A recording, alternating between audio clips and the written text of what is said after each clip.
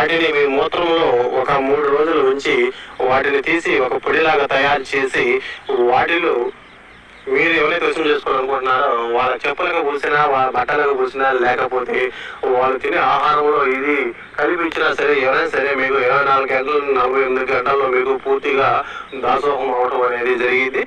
ఈ చెట్టు పేరు మరలా మాతంగి చెట్టు. ఈ చెట్టు తెలియని వాళ్ళు అంటూ ఎవరు ఉండరు. ఎందుకంటే ఈ యొక్క చెట్టు అనేది మనకి రోడ్డు పక్కల ఎక్కడైనా సరే కనపడటం అనేది జరిగింది. దీని కాయలు వచ్చేసి ముళ్ళగా ఉంటాయి. వాటిని తీసి మనం ఏదైనా వస్త్రం పైన ఎదిరేసినట్లయితే అది అతుక్కుపోవడం అనేది జరిగింది అన్నమాట. చూడండి, ఇదే నల్ల మాతంగి యొక్క చెట్టు కాయలు అన్నమాట. మామూలుగా మనం నల్ల మాతంగి యొక్క ఆకులతో మరుగు మందు అనేది ఏ విధంగా తయారు చేసుకోవాలి అనే దాని గురించి చాలా వీడియోలు అనేది మన ఛానల్లో తెలియజేయడం జరిగింది. అయితే ఈ రోజున మీకు నేను ఈ యొక్క కాయల ద్వారా మనం మరుగు మందు అనేది ఏ విధంగా తయారు చేసుకోవాలో తెలియజేస్తున్నాను.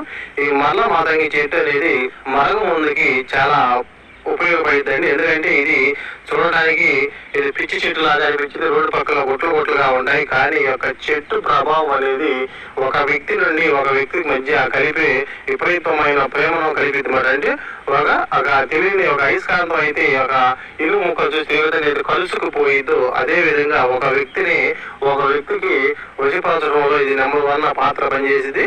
అయితే ఈ యొక్క చెట్టు కాయలు అనేవి మనం పచ్చి కాయలతో మరుగు మందు అనేది తయారు చేయకూడదు.